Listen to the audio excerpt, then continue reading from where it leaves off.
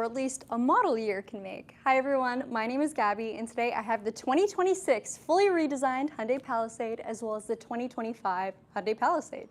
Both models today are shown in the ultimate calligraphy trim level, which is the highest you can get here in Canada. Now I will say we're doing two videos, and they're both being done the same day and they're both being done as live streams.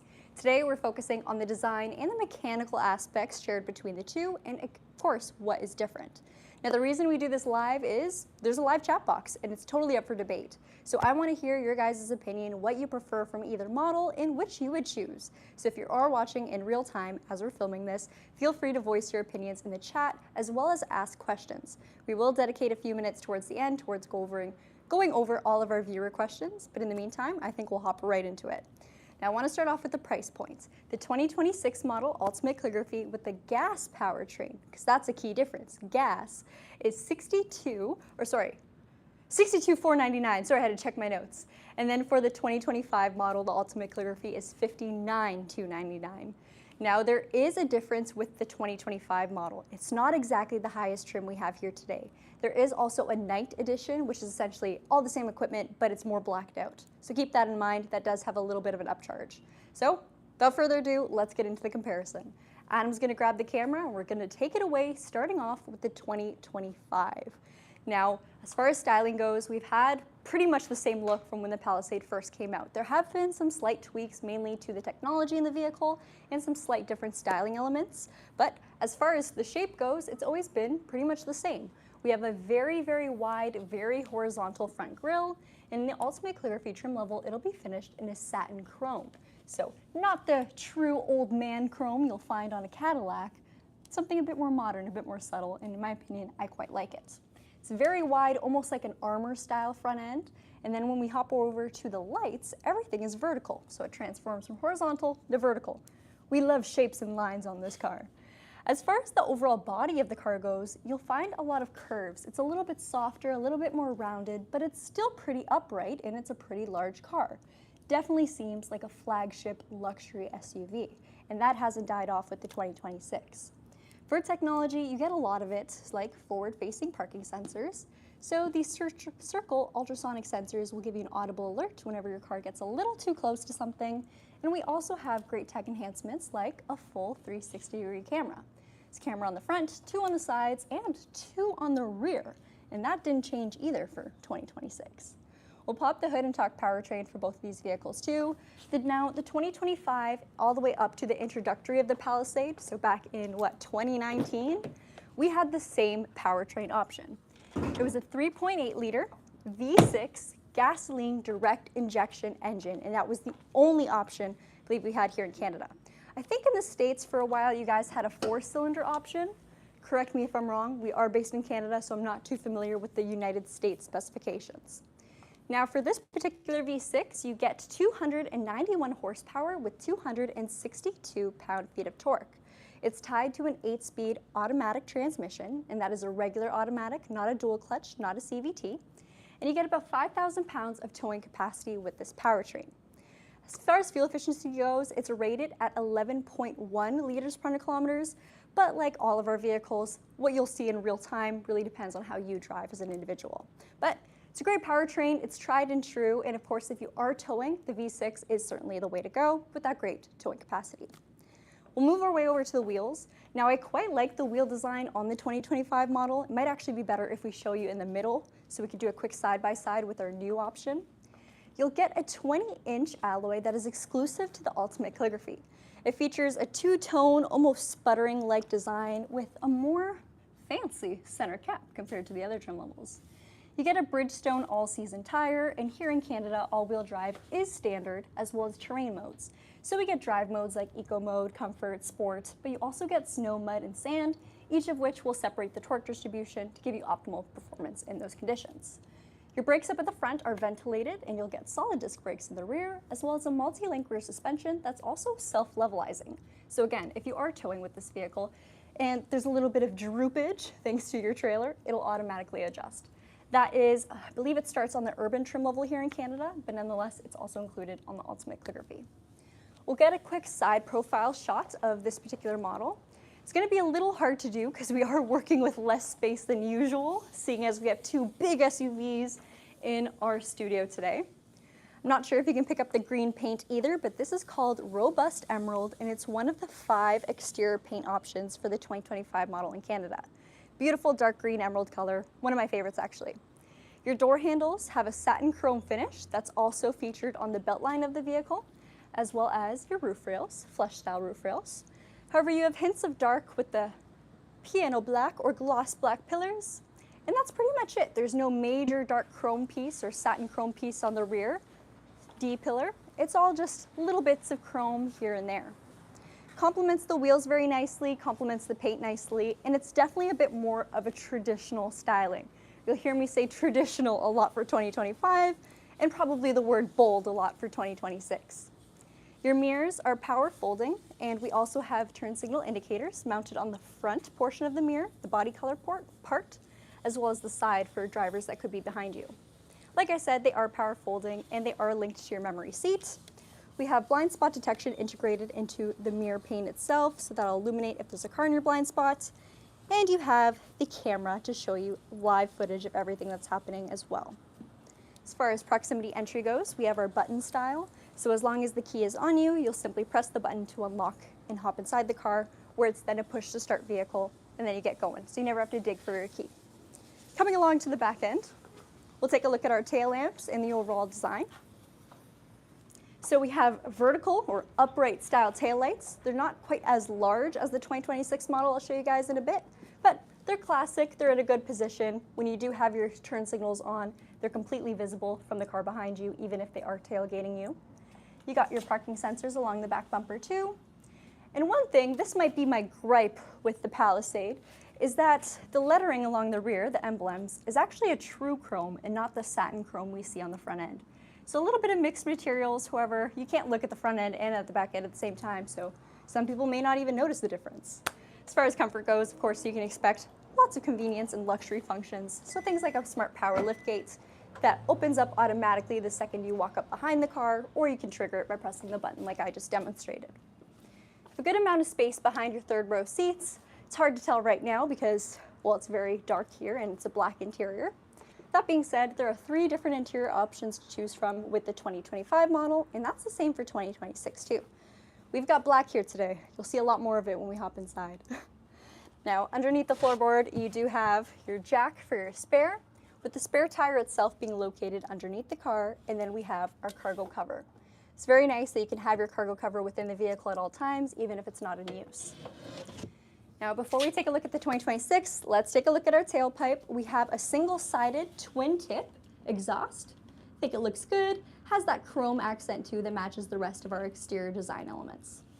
Speaking of exterior design, it's a little bit lower and it's fairly dark over here, so I don't know if you caught it, but our rear bumper is also finished in satin chrome.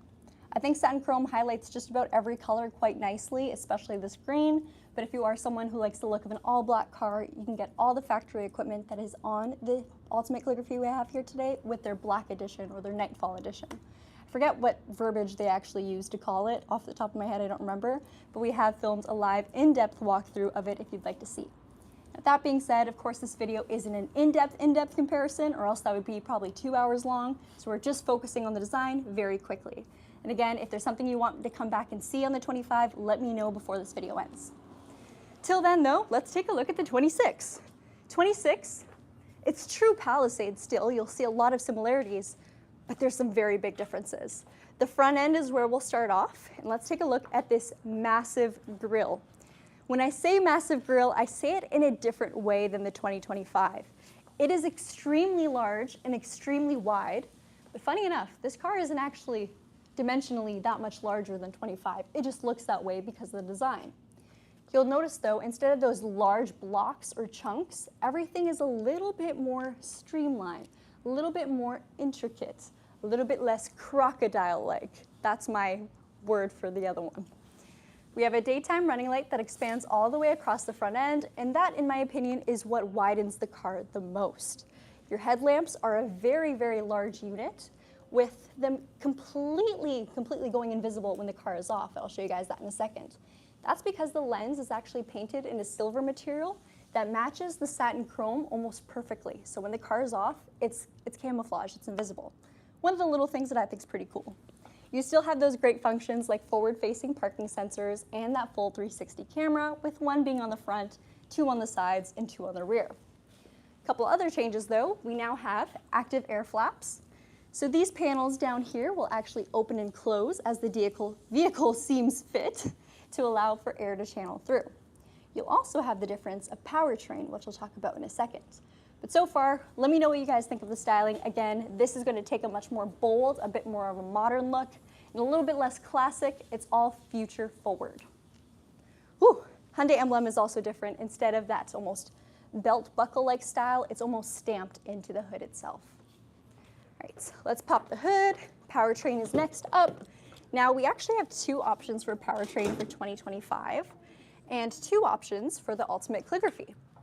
That is either a 3.5 liter V6, so no longer 3.8 liter, 3.5 now, or a 2.5 liter turbocharged 4-cylinder hybrid. Now, the hybrid has not arrived at Canada yet at the time that we're filming this. It was slated to start production mid-August, so I'm hoping we'll have them arrive maybe early mid-October. But of course, if you guys want to see the hybrid compared in depth, watch this video and subscribe to this channel because we will film it. Anyway, for the 3.5 liter, here's what we're working with. As you can see, we've got a lot of space around the engine. It produces 287 horsepower, so a slight drop from the 2025s, and then 260 pound-feet of torque. You have the same towing capacity of 5,000 pounds with the V6 powertrain, and then if you do opt for the hybrid, you get 329 horsepower, so major upgrade there, with 4,000 pounds of towing capacity. Now, the fuel delivery system of the V6 is no longer just gasoline direct injection. Now it uses both GDI and MPI, or multi-point injection. Good for high and low load driving with the, thought of less carbon buildup. Both hoods have a hydraulic lift, so there's no prop arm, and they're both very wide hoods for a wide car. Now let's take a look at the wheels for the 2026 model. Adam, I'll follow you. So the wheel design, I think, is quite stunning. It's, again, a 2-tone finish with a little bit more, I don't know if I can say this is truly black. It's a bit more gunmetal for the inserts.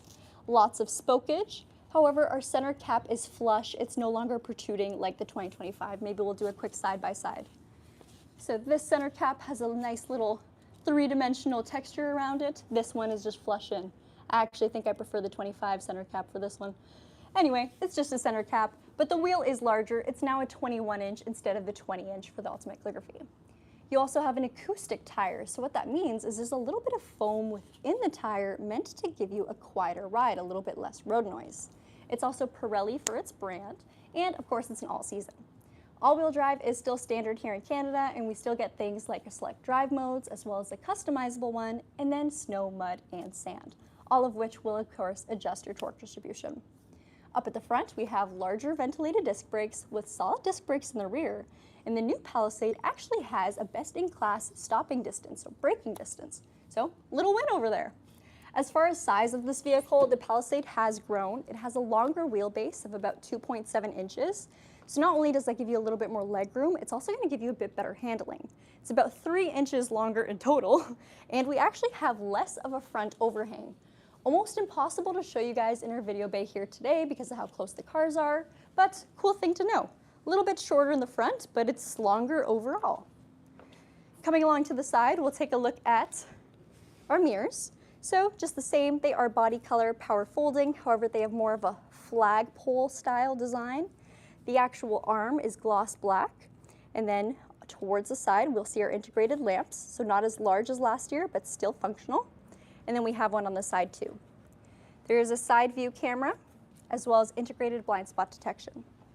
Now, if you guys want to know more about the tech enhancements of 2026, check out our live stream after this one. We'll probably go live around 2:45, maybe 2:50. Well, there's a lot to talk about in the tech department. That's why we can't do these side by side. There is still proximity entry, except we no longer have a button. It's done by just simply putting your hand on the handle for both the driver or passenger front. As far as trim line goes, your belt line is gloss black, and same thing with the pillars of your windows. Windows themselves are definitely a bit more upright. There's less of a bend along the roofline of this car. Everything fits a bit more boxy, a bit more vertical. Does that give you a little bit more headroom? Slightly, mechanically, or I guess scientifically, the dimensions of this car, I think it's just about an inch taller, so you probably won't notice it, but technically there's a little bit more headroom. You definitely feel a lot more legroom though, because that difference is quite drastic. Along the rear, we again have a multi-link and self-levelizing rear suspension. And one thing that is standard across the V6 models is a heavy-duty transmission cooler with the XRT Pro and above trim levels also giving you an integrated from factory hitch. Now the hitch itself is actually located right underneath this panel. So there's 2 screws along the bottom, you'll undo it, and then you have your from factory hitch. So no extra equipment necessary. Then of course everything like pre-wiring is built into the vehicle too. While we're down here, might as well talk about exhaust and sensors. So we have our ultrasonic rear sensors. Our reverse lamps are lower, same thing with our reflectors. However, everything like your tail lamps and turn signals are still within a perfect view of the vehicle behind you. Lamps themselves are also very bold with a unique design. We'll get a better look at them in a second. And then as far as our accents go, they are in the same material as the front end of the car, so there is no mix or match in the rear. Everything just flows. Here's a small thing that I'm geeking out over, maybe you guys don't care about, but both of our rear cameras have a small washer nozzle right above them. So this one here is our backup camera, and there's the washer nozzle. Then we also have our digital rear view camera. So this, I'll show you guys when we hop inside what it actually does, but there is a nozzle above it. There's also the design piece of integrating our rear view wiper or rear wiper into the spoiler itself rather than having it sitting smack dab in the middle of your back window. Your high mounted stop lamp is also integrated into the spoiler, and we have a pretty cool design, lots of slopes. I realized I didn't show you guys the location of your cameras on the 25 model, so I'm going to run back and show you that there because there is some small differences. Then you can also see what I mean about moving the position of the rear wiper. On the 2025 model, the wiper is right over here, which of course it's functional. It's pretty standard that cars have it here, but I will say it really cleans up the back end and also protects you from scraping snow and ice off the wiper when it's hidden underneath the spoiler. That's just my 2 cents. Anyway, let's take a quick look inside the 25 and then we'll work our way inside the 2026. And of course, again, this is more so a design and layout video. We're not going to open every screen. We're not going to talk about every single button, but we will do that, and we have done that already for both individual cars. It's hard to do comparisons and go super in depth because, again, those videos are so dang long, and this is a live stream. Now, the interior of the 25, today we have it showcased in black. There are 2 other interior color options, one being a beige and one being a white. They will all have Napa leather seating, which is a very soft, supple leather with lots of beautiful, luxurious design. There's a little bit of lighter piping within the seat, with the stitching being generally dark. All of your driver's seat controls can be found, of course, on the left-hand side. With our first button, maybe I should hop in and demonstrate. Our first button is our leg extension, great for taller drivers. We got our height adjustment here, our backrest, and then our lumbar support, but also bolstering. Pretty cool. The door cards have a lot of mixed materials, and that's a big thing you'll notice that's on the 25, but not necessarily on the 2026. There's a lot more going on here, whether you like it or not. Now, I think I prefer this interior over that interior, but only for the design. You'll hear me out. So pinstriping along here for the black, with a wood grain option for our lighter interiors. You got your memory seats integrated, your speaker system, which is Harman Kardon in this case, and then by our touch controls, so our windows and mirrors, everything is in a metal finish again, so none of that gloss black that shows fingerprints. The speakers themselves have, again, a beautiful metal finish, and the same is true for your door sills, and they also say Palisade. Now, one thing they missed out on is our pedals. You would expect a deluxe or luxury pedal option on the Ultimate Calligraphy. They're just regular pedals. It's okay, I guess you can't really see them when you're driving anyway. Now over here by the driver knee, you'll get a touch of your ambient lighting, and of course you can adjust that to whatever color you like, with some more metal touches for your vents. All these buttons here I've explained in past videos, but it's just quick controls for your electronic parking brake, your lift gate, and even a tow mode. I'm gonna take the camera from Adam to quickly show you guys the steering wheel. And I really wish YouTube let me film in 0.5 because it is pretty hard to show you the entire wheel. It's a traditional style, leather wrapped and heated with your paddle shifters mounted right behind. You get a little bit more metal touch with a slight more chrome design for your Hyundai logo. Left-hand side is for media controls, right-hand side is for driver assistance. Now your screen layout is very different between the two vehicles. You'll get a digital gauge cluster that's kind of sunken in or built into the dash itself. Because you have siding on it, it also kind of protects it from glare. So this might actually be a win in your opinion. You can change what's displayed on the viewpoint by your steering wheel button here. So if you want your nav or compass or even your all-wheel drive torque distribution. Great technology was in this vehicle, so there's a heads-up display. Here's where things get a little strange or a little different. Now you got your main touchscreen here, and it's kind of a standalone unit. It's not really connected to the gauge cluster because it's separated by this divot there. Integrated nav, all that good stuff. And the one major flaw, wired CarPlay, which I actually prefer, but a lot of people seem to not like. Anyway, moving on. We have our vents below in a horizontal finish, and then more of that pinstripe material. Your gear shift and ventilation controls are going to look very different on this model compared to 2026, with button style for the gears, and then dials, buttons, and screens for the climate. It's tri-zone climate control on both model years. You also have separate buttons for your seat controls, and then below that we have a closable storage area for your cup holders and charging. USB up here, wireless phone charger, and then the push style cup holders. Again, quick pan of the seats. Your passenger seat has that same beautiful quilting up at the top with a little bit of lighter piping on the side. They're heated and ventilated. The top will give you a faux suede headliner, so microfiber suede. And then the second row has your captain's chairs. The captain's chairs are both heated and ventilated. Also easy to adjust to get into the third row.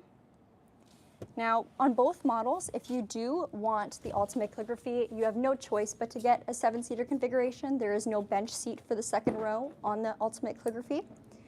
Very, very easy to maneuver and get back into the rear if you need to do so. So you have buttons on both seats, one on the shoulder pad area, and then one lower on. The seats back here have that same design we saw up at the front, and then our door cards also follow that same design suite.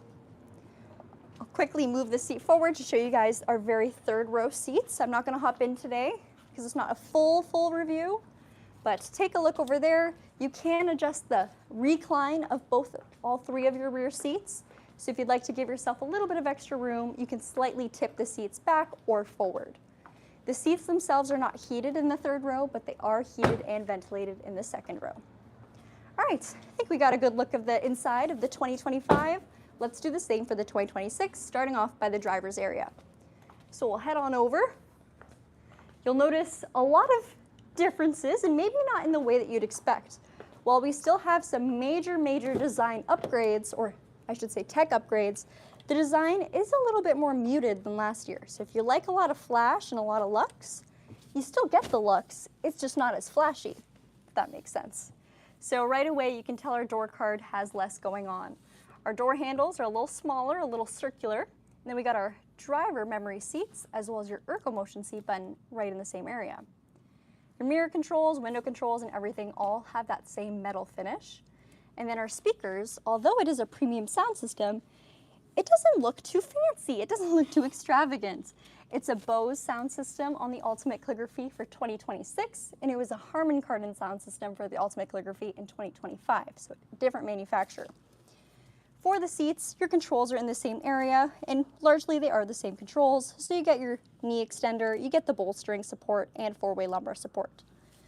One thing that remained the same was our Palisade door sill, and one thing that also unfortunately remained the same was the lack of deluxe pedals. We still just have regular pedals. Now, if a black interior is not your thing, have no fear. We still have 2 different options, or I should say 3 altogether. So there is black, there is a lighter one that has a little bit of blue. We haven't seen it in person yet, unfortunately. And there is a brown/beige interior option. Now, there's no telling yet on if those other interior options feature different materials on the door cards, because I'm going to be honest, Hyundai's brochures aren't always the best. They give you a little glimpse, but not too much. But this is what the black looks like. I can show you right firsthand. Steering wheel is very different, and I think I prefer this wheel altogether. It's a bit more Land Rover-esque style, just like what we see on the Santa Fe. A little bit of metal detailing on the bottom. No more H logo. Instead, we get the Morse code H. Steering and driving controls on the left-hand side with your media on the right. And there's also a little funky camera here that watches your eyes to make sure you're paying attention to the road. Screens will be a major change. There's no more sunken in gauge cluster. Sorry, I'll wait for the car to stop beeping. There we go. There's no more sunken in gauge cluster. Now it's kind of a wraparound display, flushing in almost perfectly with the touchscreen right over here. So of course, the center gauge is still not a touchscreen, just gives you all of your dynamic driving info, and it's still flippable, so you can have different displays at any time. You can also change the theme, while the center screen here has a brand new interface offering wireless and over-the-air updates, as well as your integrated navigation, Sirius XM, Sounds of Nature, all that good stuff. One thing that has majorly changed thanks to the software update or software upgrade is we now have wireless Apple CarPlay and Android Auto. As far as tech goes, again, I'm not going to go too in-depth with this particular video. We'll do it in the next stream, but we do have some pretty brand new tech options. Underneath, we have our vents controls as well as our media controls. You'll notice it's very button focused, just for the controls, not the gear shift. I'll show you that in a second. So volume, media, navigation, all accessed by a quick button or by touching the screen, whatever your preference is. Your driving controls, however, you'll notice you got drive and terrain mode, and you'll cycle with it on this toggle here. Whenever you select something, it's displayed on the gauge cluster, just like the 2025 model. There we are. For climate control, it's a mix of dials and screen buttons or haptic buttons. You can turn on your heated seats and your ventilated seats right from over here. Same thing with your heated steering wheel. Gear shift, however, you'll notice is not a button, and it's not even in the center console. It's actually mounted on the steering wheel itself, and it's still a shift by wire, except it's column mounted. So as long as your foot's on the brake, you'll tip it into drive, move it into neutral, or drop it down for reverse, with the P on the button being your park. Funny enough, we have the same ambient light on both cars, so purple throughout. You do have two-tone finishes on this model, so you can change it to your exact preferences.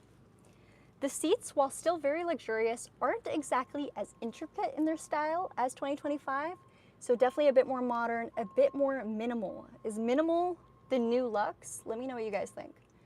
There is, however, calligraphy badging on the headrest. And then along here, we have a slight mix of materials by our ambient lighting, so you can see a little bit of that pinstripe, but certainly not as much as the 2025. Your glove box has a little shelf up above, and then just a regular style glove box with your center console instead, focusing on things like your quick controls, your wireless phone charger, and of course, your cup holders. Right over here, we have a UV sterilizing center console, or you can just use it as a regular center console, totally up to you, but it is quite large and it opens up a little bit funky, a little bit different. Underneath your center console, there's a big shelf area here that is very hard to film for your quick goods, maybe a small purse, pair of shoes, you name it, you can throw it in there. We'll show the second row quickly. I'll probably have Adam kind of pop the camera in while I talk about it. The seats are going to look almost identical to our driver's seats. And fun fact about our driver's seats, they do have a relaxation function. And it's not just the driver or the passenger up at the front, it's the second row too, something that the 2025 model did not have. So if I was sitting in the second row and wanted to relax a little bit, I could press this button right over here on the recline setting, and it'll prop up my leg rest. Sorry, maybe not my leg rest. It'll prop back my seat rest and allow me to just relax a little bit more. It'd be far more relaxing if I had our glass pane open here, which I guess I can do. There we go.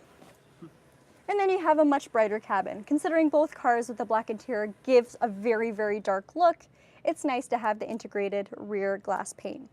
Now the glass itself doesn't open, it's simply the cover that's powered, and then the front glass, your typical sunroof, will open on both cars. Seats themselves, very wide, extremely comfortable, very easy to get in and out of too, of course, and they do move on their rails, all done by power controls rather than grabbing underneath the seat and kind of shifting yourself. So if I'd like to give the people behind me more room, I'll just slowly, but surely, do it like this. Now, funny enough, it's actually your passenger doors that have more design going on than the driver. You got your blind spot detection alert here, so essentially if I park on a busy side road and there's a car coming up in the blind spot, this will flash and warn me not to open the door yet. Ambient lighting, a little bit of metal for your window controls and your door, and then a cup holder mounted on the door. I'm gonna hop into the third row, or not hop, but show you guys how to get in. On the shoulder areas of both your second row seats, you'll have our power fold function. Unfortunately, because it is powered, it is slower. You'll notice on the 2025 model, things moved a little quicker. This one, it did it by itself though.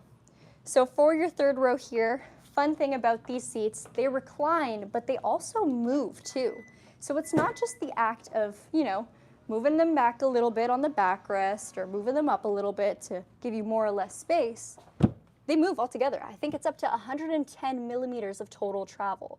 So if you want to prioritize space for your third row, you can move them back as far as possible. Versus if you want to prioritize space for your cargo, you can move them up as much as you want and still have passengers back here. I think that's pretty cool. These seats are also the first time we have heated third row seats on the Palisade here in Canada, with your heating controls being located right over there. Adam, if you want to point. There you go. Now the two main seats are heated. Unfortunately, the middle one is not. So make sure if you're fighting for a seat in this car, you pick this one, the center two, or the driver or front passenger. So there's 6 really good seats in the house and one meh, not so great one. Anyway, I think that pretty much covers our design walkthrough. I realized I didn't show you guys the cargo area of this particular model, so come take a look. Alrighty, before I get my butt out of the way and show you guys the cargo area, we'll show you the buttons here. So all of the seats are power folding. As you can see, we can select between second or third row, and then once I've selected my row, I'll click on either left or right and maneuver them as needed. So let's fold the second row left seat. I'm gonna press it down. It's gonna move it back into its original state so it can then fold. There we go. It's very fast. Oh, let me show you guys this too. There's an all one. So if you gotta do them all and you don't wanna wait for all of them, press this. Right now I'm moving them, I'm reclining them back, but if I wanna push them down, they all go. And the headrests go down too by themselves. So that's a little quicker, a little nicer. Anyway, if you guys wanna see what the total volume of this car is, if you have no rear passengers, this is what it looks like. Completely flat, the way the seats fold, with the only real divot being in between the two captain's chairs in the middle. If you are camping in this vehicle, that's where you'll have to stuff it to make it flat. I have camped in the Kia Sorento before, and the same issue. You kind of fall into the pit in between the two captain's chairs. Now under the floorboard, we do not have that integrated cargo cover here, but we do have our jack for a spare, and then of course, our hitch. So from factory, of course, you have your hitch receiver, and then connector. A little bit of deluxe for your scuff over here. And then of course we have our liftgate button. All right, you guys, I think that is it now for the design. I want to hear what you guys have to say before we end off. I do not know how long this live stream is at this point, so let's circle back to the table and take a look. I think for me, there are some things about the 2025 that I prefer, like the more intricate interior. I like having more luxe elements if I'm getting a luxurious car. But I do also like the minimalistic approach that the 2026 offers. I do think, especially when we start talking about the technology upgrades for 2026, you guys might sway in your opinion of what you'd like most, but really depends on who you are as a person and what you value. That being said, I do think it's fantastic that we have 2 powertrain options, including a hybrid now, because one of the major complaints with the Palisade before is, wow, I love it, it fits my family great. But it's not the most fuel efficient, so that solves that problem. Let's see what y'all have to say. We've got 86 people on right now. Any good questions? Unfortunately, my iPad is not on the video right now, so you have to find it. There we are. Okay. Only if you have 3+ kids do you need an SUV, crossover, utility vehicle, whatever, I'm thinking. Yeah, I don't think, I do think that some people will have 1 kid and go, well, we need a minivan. I don't think people necessarily need a vehicle this big. It's more so a want for that part. And of course, it's your money, spend it however you'd like, but this is a really great choice if you do have a larger family or you just prefer a very luxurious ride. Any word on how the 2026 Telluride would look like? So nothing internal has been released to us, but of course, a lot of what we get is going to pick off where the 2026 model Palisade is. So I don't think it's unrealistic to say we're of course going to get a hybrid powertrain. I think we'll get that integrated dash cam too, which I didn't mention in this video, but I'll talk about in the next one. I do think there's going to be some pretty surprising upgrades, and I'm curious to see how competitive the battle between Palisade and Telluride will be when the Telluride gets redesigned. All right, some people are saying sturdier door handle on the 25. Okay. Fuel tank size, sorry, I didn't mention the fuel tank size. It is a 71-liter tank on the 25 and a whopping 72-liter tank on the 2026. Pretty different. I also don't know if I mentioned the transmission for the 26 model. It is an 8-speed automatic, just like the 25 for the gas version. It is a 6-speed on the hybrid version.